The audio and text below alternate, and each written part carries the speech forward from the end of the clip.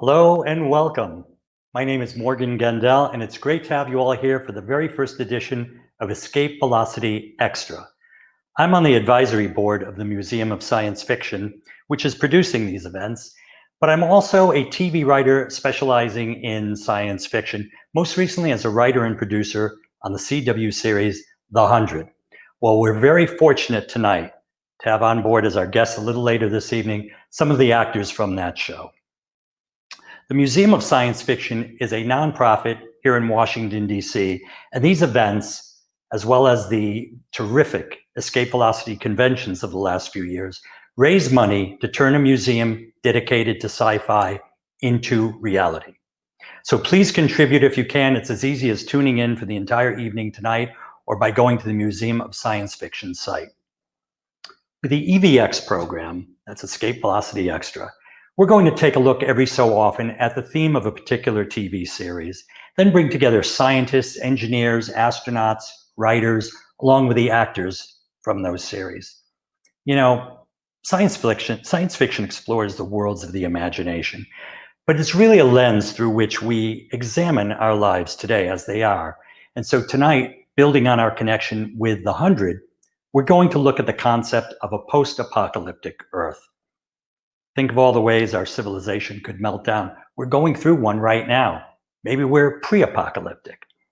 Well, we're lucky tonight because we have three top scientists, one of whom is also a science fiction writer, here with us tonight to discuss this topic and talk about the various scenarios by which the human civilization could collapse. But luckily, we're also going to talk about how we might cope with those. You know, it was a nuclear apocalypse triggered by artificial intelligence that was the inciting incidents for the TV series The 100. And it's now in its 7th and final season, so stay tuned. We're going to be welcoming a little later on three of the stars of that show, Richard Harmon, Olsson, and Christopher Larkin. There they are. They're going to be here live soon enough. They're going to talk about what personal ideas they brought to their roles and how their characters relate to tonight's topic. So to join in that discussion, register at the website, escapevelocity.events/EVX. There we go. We have a banner for that too. The cost is only $5 and it's a tax-deductible donation to the Museum of Science Fiction. But first, it is my pleasure to introduce tonight's special guest to talk about life after Judgment Day. Our first guest is the Associate Director for Science in the Heliophysics Division at NASA's Goddard Space Flight Center. He's given dozens of lectures, television, radio interviews for NASA TV, and participated in several Discovery Channel documentaries. He has a passion for solar astrophysics, solar imaging processing, statistics, and data analysis. I feel like I should be saying, here's bachelor number one, but he's not a bachelor. Please welcome Dr. Alex Young. Hello, Alex. Hey, how are you? Fine, thank you. Good to have you here. Next to join us is a senior astrobiologist at the Planetary Science Institute. His research focuses on climate evolution on Earth, like planets, and implications for habitability. And that's a great skill to have when your home planet is wiped out and you're looking for a new place to live. He's authored 4 books on that subject of human influence on the Earth. Please welcome Dr. David Grinspoon. Hi there. Hello, David. Good to see you. How are you? Good. It's good for us to all get out of the house a little bit, isn't it? In our minds, anyways. That's right. It's a science fiction act right here. Our third guest for this opening segment is the winner of Hugo, Locus, Campbell, and Nebula Awards. That's a lot of awards. He's a physicist, but also a prolific author whose novel, The Postman, was adapted as a feature film starring Kevin Costner. And I'm just getting it beamed in my head. I think he's going to edit and reissue that book, so stay tuned for that. His series, Uplift Universe Novels, has built a legion of followers. Please welcome Dr. David Brin. Hello, David. I'm embarrassed to be in such august company. I will try to live up to it. So, David, how many times does the postman ring in your case? That's an obscure reference. Some of your audience won't get. Well, they could Google it. Yes. I've always been very grateful to my former self in his 30s who expunged some of my own fears about apocalypse. Because I grew up in the 50s and 60s, and we were sent under our desks regularly by our I was teacher. with you. You were that guy. Yeah. Hold that thought a second. We're going to jump into some questions right now, and we're going to get back to the postman. You know, I want to start with Alex Young for this reason. The best known thing I've written is an episode of Star Trek Next Generation called The Inner Light, and had to do with a civilization whose planet, their sun was going nova. And I think I fudged a little. They had a little too much warning about this thing, or else they were acting too quickly. What's the story of that? Is this part of the cycle of life for every star? And if so, when's it going to happen to our sun? Well, different stars have different types of life cycles, and it really depends primarily on the size of the star. The sun is an average medium-sized star, and nova, or in the case supernova, actually is not part of the sun's life cycle, and that's where basically a star burns up all its fuel and no longer has pressure inside to support against gravity. It collapses on itself and creates this rebound explosion called a supernova. However, the sun does continue to use up its fuel. It uses up hydrogen, goes to helium, and eventually to carbon and oxygen. And as it does that, as it's evolving, it gets more brighter and brighter. And so it's producing more and more light. And what that's going to mean for us is over the next several 100 million years, the output of the sun is going to increase, and it's going to start to increase the temperature here on Earth. So as we're thinking about climate change and the change in our atmosphere, something that David is very familiar with, this is going to happen with our sun as it gets warmer and warmer over roughly about every, 100 or so million years.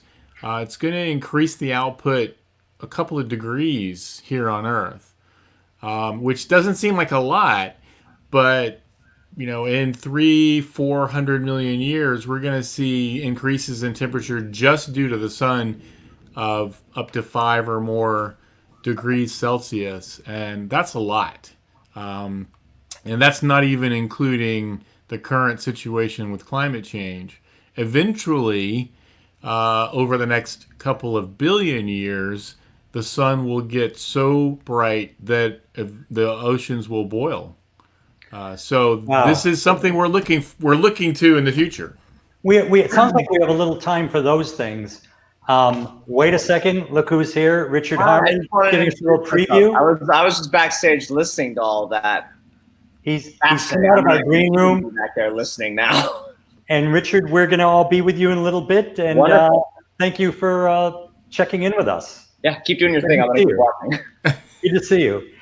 Hey, back to you quickly, Alex. So it seems like something that might happen a lot sooner. Tell me about coronal mass ejection. Could this happen at any time? And what does it do to civilization? Yeah, so that's actually what I typically work on is something called space weather. The sun produces huge explosions of energy, releases light. We call that a flash, a solar flare, but can also burp out these huge blobs of solar atmosphere and magnetic field. These things release from the sun, traveling at many millions of miles an hour. And we're talking about billions of tons of solar material.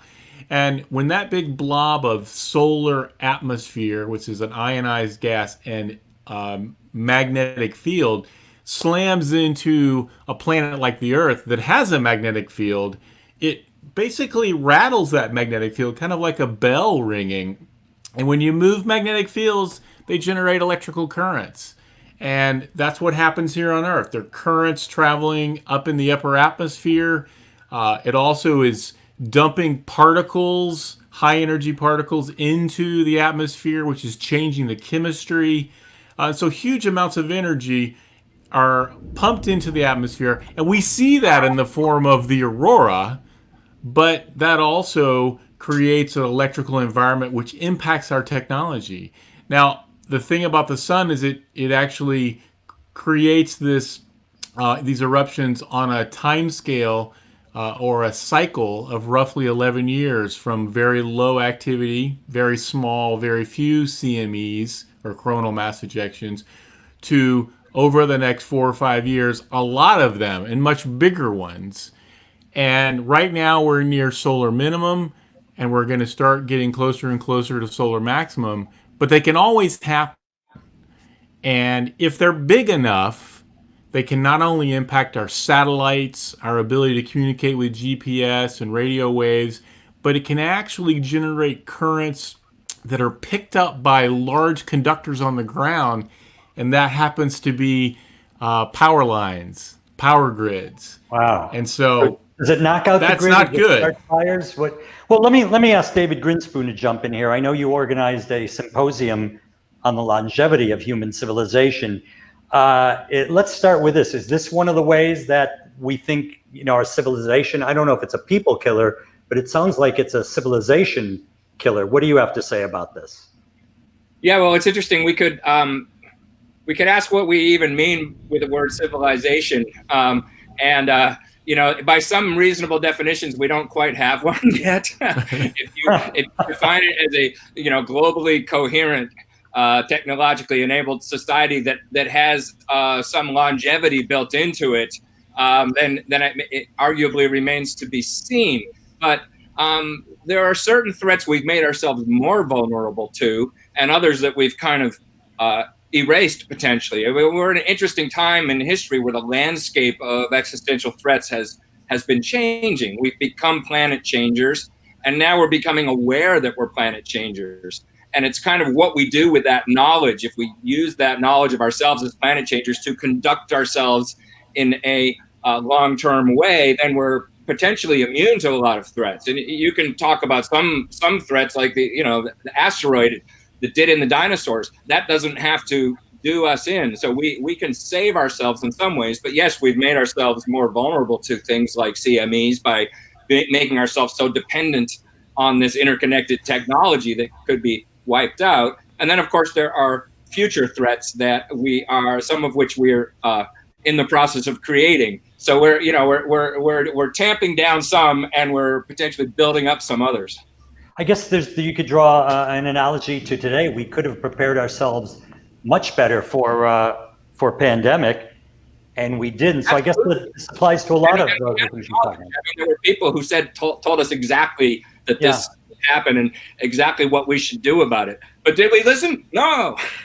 So you're saying out of the many things you look at that could impact us, many of them are mitigatable, if I may. Yeah, and then there's some that are of our own making. But yes, I mean, the classic example is the asteroid. We don't, it would be really dumb at this point, now that we have a space program, to get hit by a big asteroid. we can see it coming and swat it away. Cool. Well, we got to get Bruce Willis on that because he's the only one who knows how to do it. Dr. Brin, let me bring you back in because I want to go back to the Postman, because that actually describes a world that has been hit by electromagnetic pulses and bioweapons, and a couple things in your novel that give us food for thought today. I know there are so many, but I want to focus on two. One that really gets to me is that your hero, Gordon Krantz, was admired once he put on a postal worker's jacket. And contrary to what the man in the White Castle says today, I think people are pretty proud of our postal workers. They're keeping us all going with our Amazon goods and all that. Were you prescient when you wrote this, or have we been taking government services for granted all these years and you kind of sense that? Well, you asked a mouthful of questions there. For one thing, I think the man in the White Castle was Harold and Kumar. But I meant the man who eats White Castle. I'm sorry. I see. Right. Well, the Postman was partly generated by my own fears, but I always thought there were major flaws in the dramatic use of apocalypse. And one is that the hero, it does everything himself. And there's no thought about civilization. And actually, the original 3 Mad Max films were actually much more pro-civilization and thoughtful than your typical, quote, Mad Max movie. Although the most recent horrible one certainly did fit into the stereotype genre. The point is that in The Postman, the main character knows that he cannot defeat this villain and his armies. But people can. And with the right symbolism and the right stories, perhaps he might remind the survivors in this future world that they once had been mighty beings called citizens, and that it's in their power. Well, we're seeing that today, aren't we? Isn't that exactly what we're seeing? We are, without getting too political, except joining these guys and wearing a hat, only my hat has more a symbolic meaning. The point is that in the Postman, the second cliche was, I don't believe that any one thing, except for a giant asteroid or a giant supervolcano, could knock us back to the level of most post-apocalyptic tales. Oh, interesting. I think we have a fantastically creative and resilient civilization, and so one of the points in the book is that it took everything. There was a nuclear war, and we survived, and we're on our way back. There were plagues, and we worked together.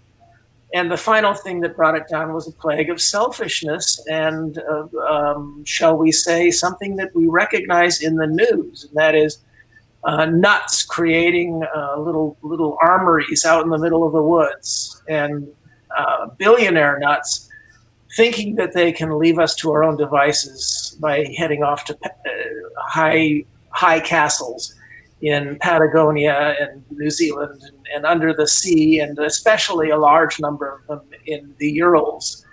If I may, it feels like you should push to have this remade. It would be such a terrific movie right now. Well, actually, what science fiction does is tell us about how we lived. I'm not revealing too much to say that there is very serious talk with some of the powers in Hollywood of doing a miniseries or a TV series. It's a great idea.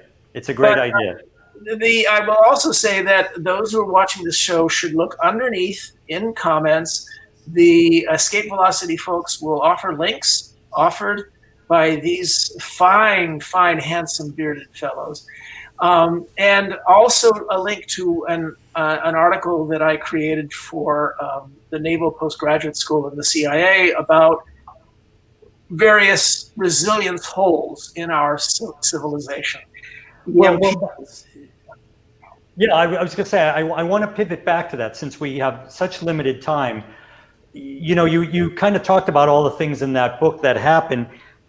Here's my second question about it. Is it more or less likely than it was in the 80s that we're going to see huge destructive force from EMPs and bioweapons? It felt for a while we were very nervous about those, and now we've backed off. Where do you think we are on the clock, whatever that clock is? Oh, I think that EMPs and bioweapons are quite plausible now, and perhaps more so than they were in the past. I think that actual spasm nuclear war is much less plausible than it was. I see. But some things rise, some things go down, and I'll let you guys link to that article I've already sent. So Dr. Grinspoon, you feel that we might be even more prepared for these, or just the fact that we know about them and talking about them could lead, under sane leadership, to preparation. Yeah, well, I mean, I very much agree with David Brin's point that there are not very many things that could actually wipe out our civilization. There are massive catastrophes one could imagine that are best avoided that would not end civilization. I mean, we're all very worried about climate change right now. I cannot see climate change ending human civilization. I can see it causing a lot of pain for a lot of people in a lot of places, and we need to try to do everything we can to ease that transition away from excess carbon for that reason. But it's not going to end civilization. It could cause warfare and conflict, and then there are scenarios by which there are various weapons of war that one could imagine would potentially bioweapons. Or I agree with David Brin, nuclear war is more likely as regional than global, but even a regional nuclear war can cause a nuclear winter, which then can cause global famine.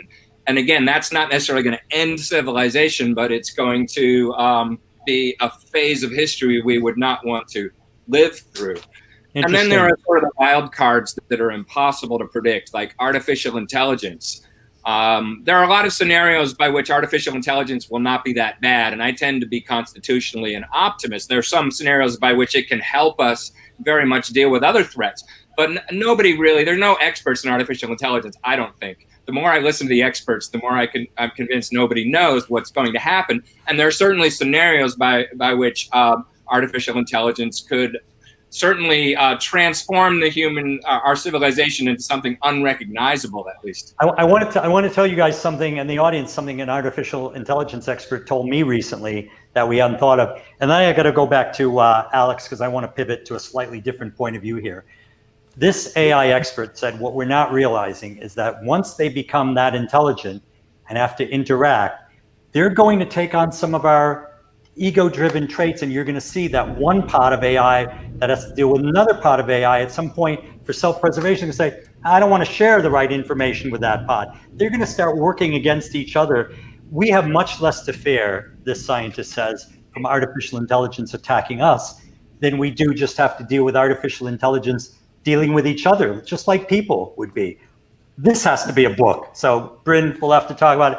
Let's take 1 second and say hi to Christopher Larkin, who's just showing his face there. So nice to see you. You look so relaxed for a quarantine, but you're in a place that's opening up more readily than other places, correct? Yeah, so I should look far less relaxed than I do right now. The city is the worst. Hi, everybody. I feel like when I entered, the intelligence level just dropped a lot in this panel, so I will let you guys keep talking. People are waiting to see you, so we'll talk a little more. And then everybody remember, and Keith maybe put up a banner again to see Chris and Ty and Richard. They're going to enter a different room for this with a little donation. So thank you, Chris, and we will see you in a bit. Thanks for dropping by. So Alex, here's what I want to pivot to. Okay. You manage a very large staff focused on education and outreach. I would think someone like you would be prized in a post-apocalyptic world, because what are the secrets of getting large groups of people to work together? Isn't that something we're going to need as much as we're going to need technology? Well, yeah. I mean, this is something we're talking about now with just the idea of wearing your mask so that you're not only taking care of yourself, but more importantly, you're taking care of everyone around you. I mean, it really does come down to thinking about working as a team, trying to achieve a larger goal together. There is no one person that's any more important than anybody else. Everybody is valuable and everybody provides something. I mean, that's certainly how I have to manage the team that I have. Everyone has something to offer. Everyone is just as important. And if it doesn't work that way, the team isn't going to work. I mean, it's really that simple. David, jump in if you want. I'm very intrigued with the idea of how we get people to believe in science enough to, like David Grinspoon, you're talking about preparing for this. We have to get people to believe in science. Can science alone do that? Do we need science fiction to do that? David, I'd love to hear your thoughts on this. How do we get people to believe in enough science to prepare properly? Beauty before age. Well, I mean, it's a good question. It's a very germane question to what's happening right now, because it's very disturbing that it's never been more clear that it's not enough to have the right scientific knowledge how to deal with a problem that somebody in society knows the answer. If that's not widely embraced, and we've seen this for a long time with the question of climate change. You know, why won't you listen to us experts? But now with the pandemic, it's sort of accelerated the extent to which the fact that people aren't listening to the experts is manifested in dangerous things happening. And so it's a vexing problem. But I do think that a big part of the answer is telling good stories. And whether that's fiction or compelling nonfiction, human beings respond. They don't necessarily respond to facts and figures, but they respond to stories that they connect with. And I think that's something that, whether we're science communicators or people that write science fiction, that is a role we can play, is just to put the knowledge we have into compelling narratives that will bring people along. You know, is it that? And I want to hear what Dr. Brin has to say, but I just want to say, is it that, or do we have to go back? David Brin, you talked about how when we're similar in age, we remember getting under the desks, and I don't know what they thought that was going to do if an atomic bomb hit, but do we need to go back to school-age kids and start just, have we done something wrong to have so many grown-ups who don't like science? Okay, now I'll let you answer. Well, I think it's very important that we have, first off, regarding AI, the notion that they would be divided into multiple AIs is, I think, the most important thing that we can impose as we develop AI, because breaking up power so that the powerful must compete with each other is the great invention of the Western Enlightenment. It's underlies democracy and science, utilizing competition and forcing the mighty to compete with each other. And that's what they're trying not to do. That's what the whole purpose of what's been politically imposed on us. But as far as the education of the public, well, Hollywood's been doing that, and I accuse you, Morgan. Hollywood's been doing that for a very long time. And if you, I'll provide an essay that you can link to below. There are 5 basic messages, wholesome messages that Hollywood has been pushing, and 2 unwholesome ones. Number 1, in every Hollywood drama, TV, movie, whatever, there's suspicion of authority. And so we have become a civilization that has preached to its children for 5 generations at least that you will face authority figures who you'll be bravely opposed, because that's what the protagonists in all the films do. And the biggest difference in normal times between a Republican and a Democrat is who you think is trying to become Big Brother. However, in normal times, you're willing to grudgingly admit that the other guy's enemies could also be Big Brother.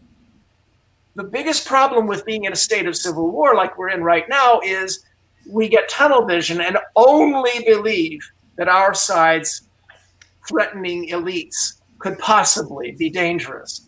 There's also tolerance, diversity, and eccentricity. The hero in every film displays an eccentric trait, and that helps bond with the audience.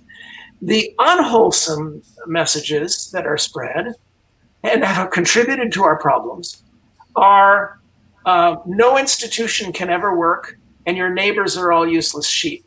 And the reason why filmmakers and TV show makers do this is because it makes plotting easier. It's difficult to plot your hero into post-pounding jeopardy if there are skilled and honest institutions that will leap to her aid, or all you have to do is knock on a neighbor's door and the neighbor says, "Really? Hold on there. Let's go." So that was a little bit of a rant. There'll be an essay about it below. But the main thing that I'm trying to say is we should teach science, yes. STEM, yes.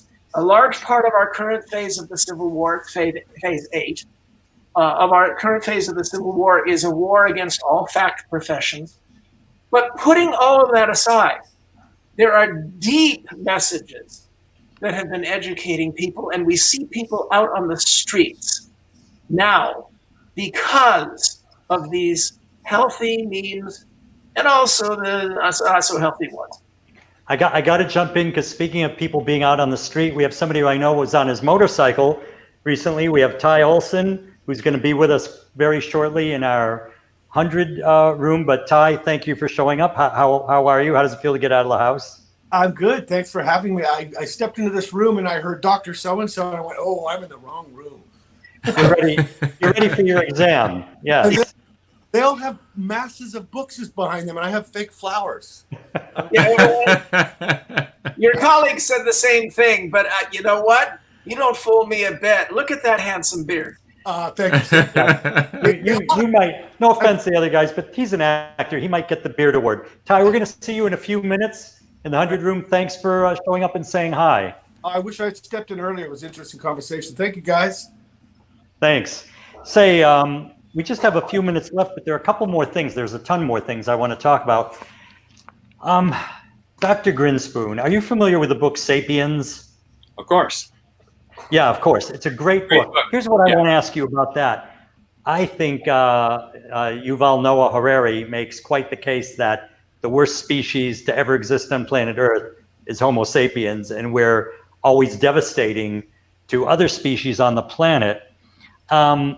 Is it possible after some kind of apocalyptic event that we would be diminished, but some other species might do very well? Is that anything you've given thought to? And really what I'd like to know is which species is going to become dominant if we become less dominant?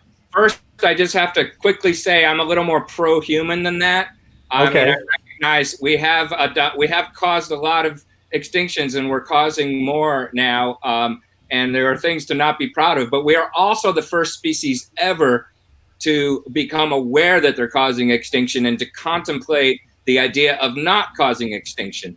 And so there's a dual-sided nature there that's a little more complicated than just saying we suck. But your question is an interesting one. If we go, who's gonna last? And I mean, if the human species goes extinct, which is a different kind of event than just ending our civilization, but if that happens, there are a lot of species that are much more robust and would probably survive whatever wiped us out. For one thing, most of life on Earth is bacteria, and they're way more robust than anything else. But there are certainly a lot of interesting animal species that probably have the ability to evolve, potentially have the ability to evolve technological civilization, perhaps in the future.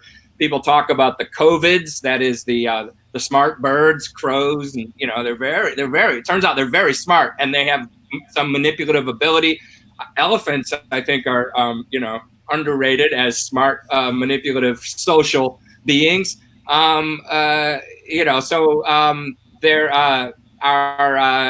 There's the intriguing possibility that an insect society could become an intelligent civilization, global species at some point. I wouldn't rule out any of these things, but I also wouldn't say there's anybody like sort of on the doorstep waiting to take over right away if we leave the scene. Some of these capabilities take a long time to evolve.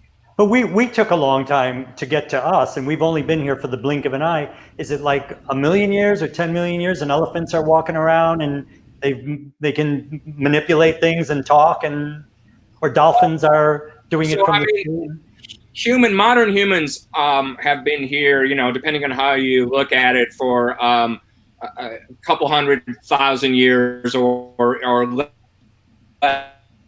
where you start the clock. But hominids, which is our genus, we're talking many millions of years, and probably it's that last time scale that's more relevant for what you're talking about. So I think easily millions of years before elephants are driving whatever the equivalent of their cars are. But it's also, these things are very nonlinear, and we still don't fully understand the some of the rapid jumps that happened in humans going from being just another animal to being our technological civilization building species. So there's certainly some slop in those time estimates. This relates to what Alex was saying about the timetable for the sun heating up. And I'll provide a link for what I think is the only way we could move the Earth outward in the solar system. But that's a little too whimsical for right now. What it matters is that in the calculations of the Fermi paradox, that I think by far the biggest problem is getting an intelligent species that's capable of the kind of reflection that David was talking about, being able to notice what they're doing to the Earth. And it's not even the species, it's only a couple of human cultures that were able to contemplate abstractions like that. I believe that humans were not sapient until just 40,000 years ago, when there was a sudden software shift. And it may have been a mutation that enabled that sudden software shift. I talk about that in my novel Existence.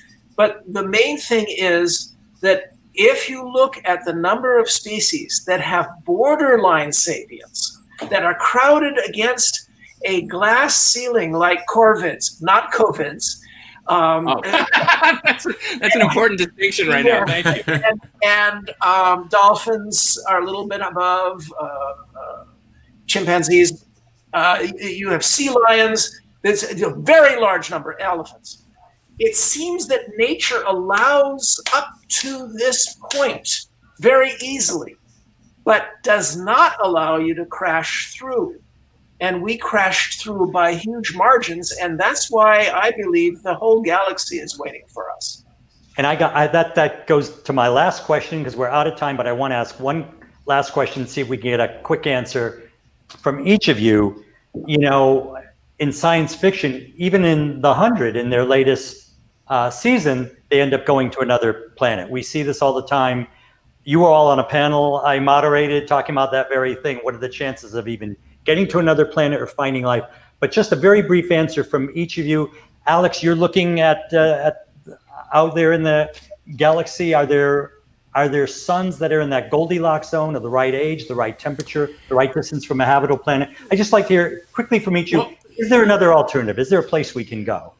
We think so. We certainly see. I mean, we've found 4,000+ extrasolar planets. The problem is the Earth-sized ones are very hard to see. Right now, we see we have trouble with that. We do have a new spacecraft called TESS, which is giving us a survey of the entire sky, which will give us tens of thousands. And then the next step, we have a spacecraft, the James Webb Space Telescope, which will allow us to look at the atmosphere. So we're seeing, we do know there are sun-like stars. We're seeing planets that we think could play a similar role. But there's also a lot of speculation and ideas that maybe the Earth is really kind of odd, Yeah, and our solar system is kind of odd, and I'm sure David Grinspoon knows a little bit more about that. But yeah, they're out there. They're definitely out there. But we're still trying to figure out that. Yeah. Let's get quick answers from each of the David, and then we're going to be out of time. Yeah, I mean, what Alex is speaking to is the possibility that there are habitable planets that are somewhat like Earth.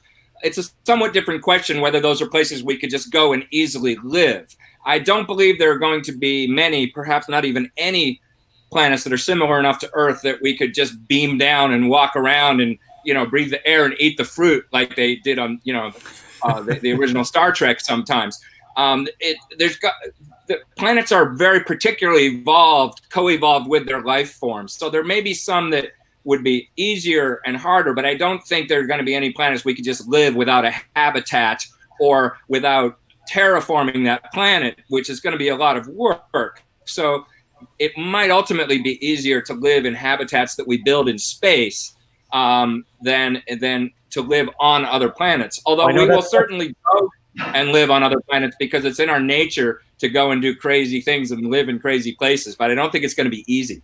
That's one of our other David's favorite topics, O'Neill colonies. We don't have time to talk about it now, so I'm going to ask you for a 30-second answer. Elon Musk seems to think our neighbor is the right place to go. 30 seconds. What do you think of us going to Mars? Well, Elon's notion that we need lifeboats and that we need a sort of secure second homes, I think is a valid one. I think that it is a divine madness to think that we can push the pace as fast as he has succeeded in pushing it. So I mean the divine more than the madness, because that's how civilizations are made. And those who are watching this right now, learn more about the divine madness of making a science fiction museum in Washington, D.C., because I think there is no town on the planet that needs it more. And that meme could change all of human civilization, and I believe the galaxy is waiting for us. Thank you so much. This is such a fascinating topic, and I'm sure our audience would love to hear more. So we'll just have to do it again. Alex Young, David Grinspoon, David Brin, thank you very much. And we just have another 30 seconds before we go off to the next room. Keith, if you could pop me out a bit, please. Thank you, guys. Thanks. So, by the way, if this were a brick and mortar convention, I would be offering copies of my original writer's draft of The Inner Light with a personalized autograph. I'm happy to do the same, even though we're virtual today, but just email me, innerlightwriter@gmail.com. And the proceeds from the Inner Light personalized autograph to you are going to the Capital Area Food Bank, which is really helping out a lot of people always, but especially during these pre-apocalyptic times. I can also give you some information on my sci-fi novel, Planet 6. Email me. I look forward to it. And I look forward to seeing you at part 2 of our program. And again, here's the link. Let's show the link for anybody who doesn't know it yet to get to that program. There we go. For Escape Velocity Extra and the Museum of Science Fiction, thanks for joining us. See you next time.